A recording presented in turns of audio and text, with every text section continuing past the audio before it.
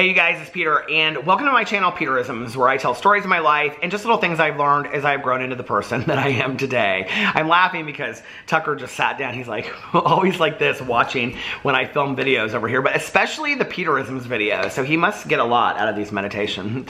Don't you, buddy? Anyway, okay, so let's get right into this. Happy Thanksgiving, everybody.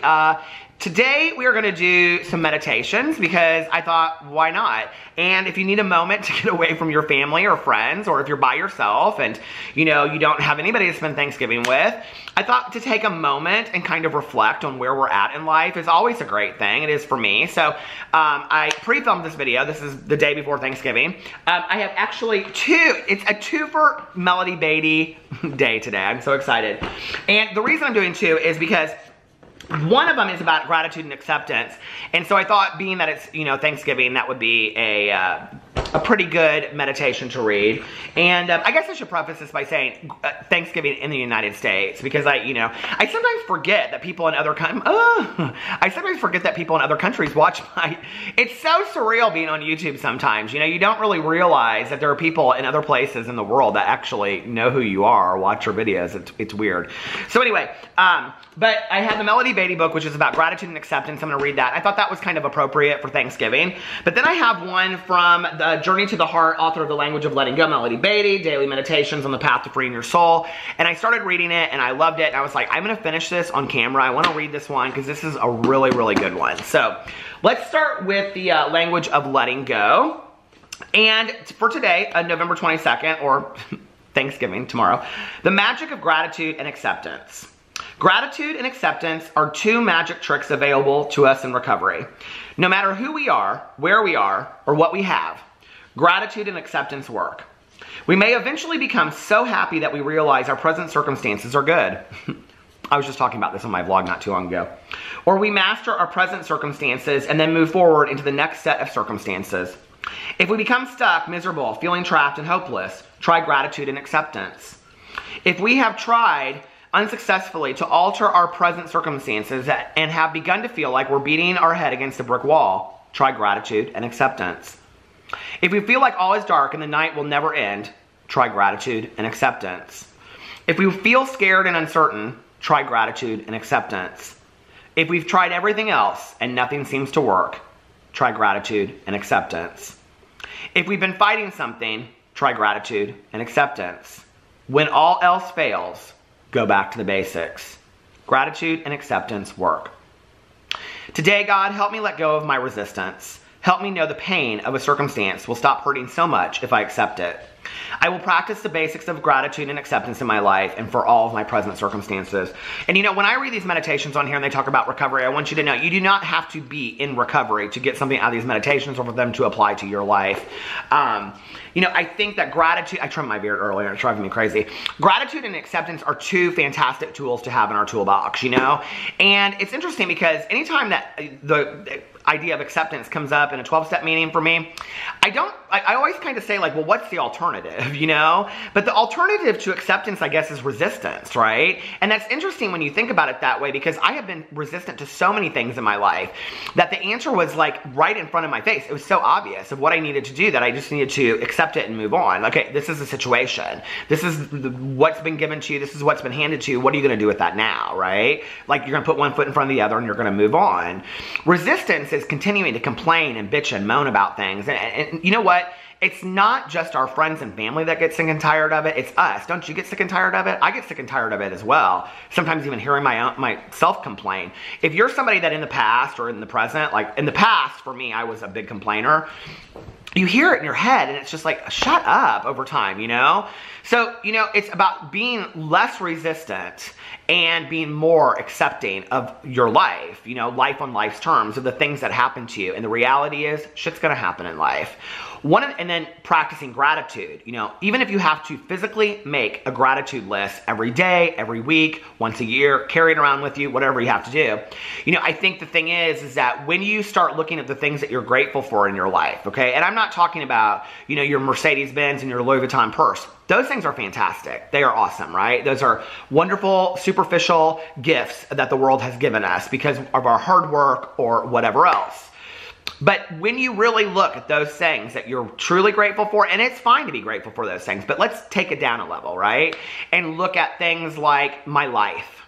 When there is somebody out there, as I am speaking right now, okay, there is a person, a child in the world that is fighting for one more hour to live. Just think about that for a second. Yet there are times that I take my life for granted so quickly. My health.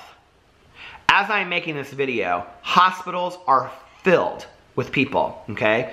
There are people out there that can't get the medical help that they need.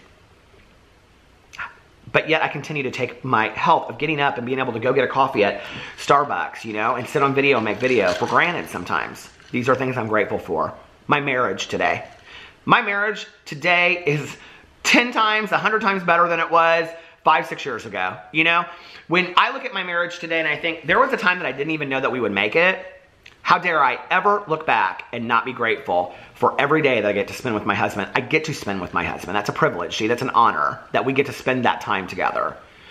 There are people out there that will not be able to do that. My family, my friends, you know, and Thanksgiving's a good time to remind ourselves of that.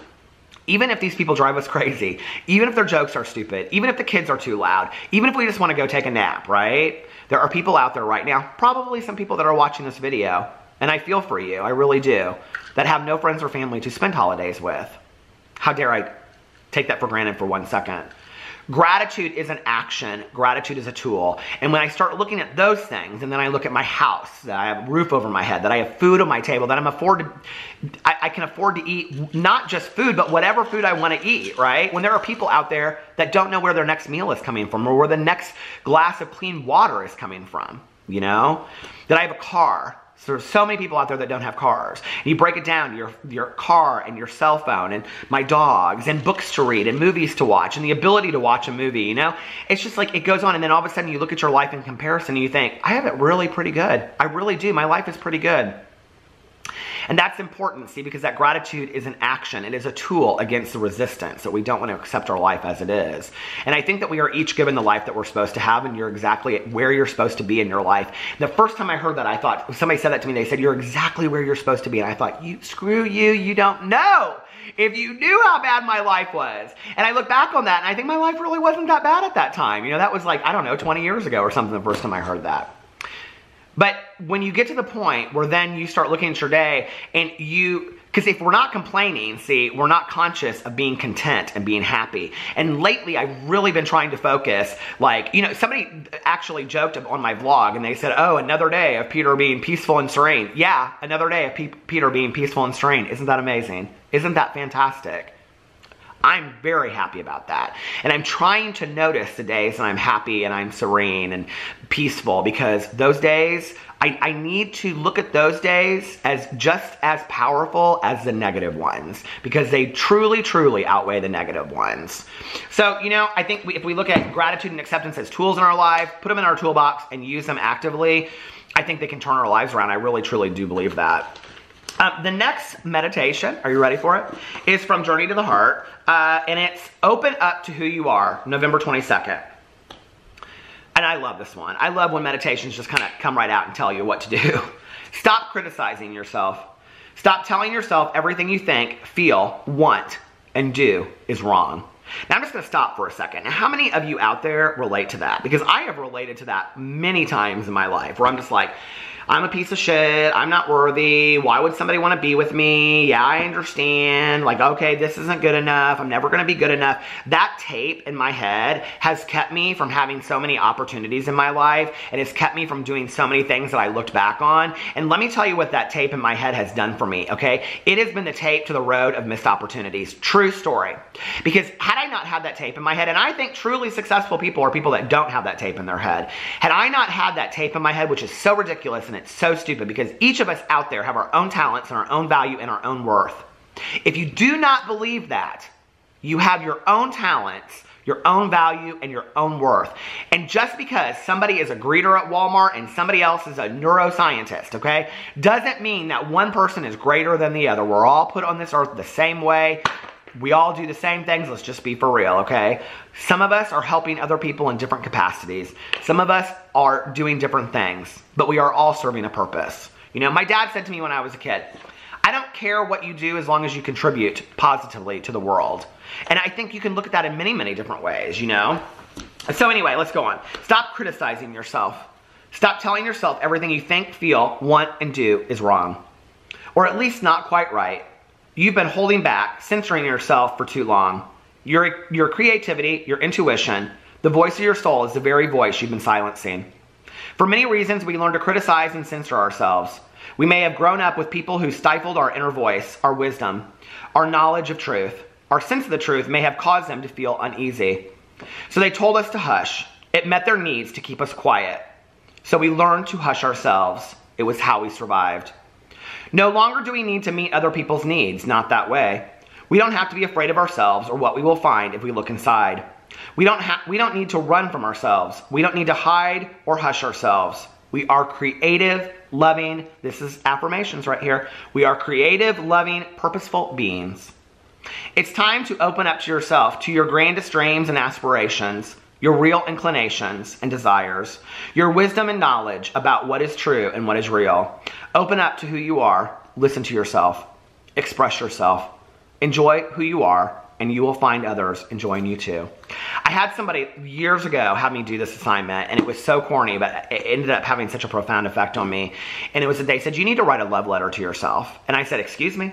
And they said, you need to write a love letter to yourself. You need to write a love letter saying, I love you. This is why I love you. These are the different reasons I love you, you know, and all that kind of stuff. And I, in my head, see, I wanted to go to, well, I love this about you, but I don't love, like, you know, something about you. You can't go there. It's a love letter, see? And you have to write a love letter to yourself. And it was a fantastic, I would recommend it to anybody out there, whether you keep it or burn it or throw it away or whatever you do, but it was a fantastic assignment, experiment for me, you know, to have to only look at the positive within myself. We so often want to look at the negative that we just push the positive aside, you know what I mean? And I think sometimes it's like, you know when you make cookies and like often you want to eat the bad ones first because then you save the good ones for later? Eat the good ones first. You don't know how long they're going to be fresh. Anyway, I love you guys, and I hope you're having a wonderful Thanksgiving, and I will see you tomorrow. Bye.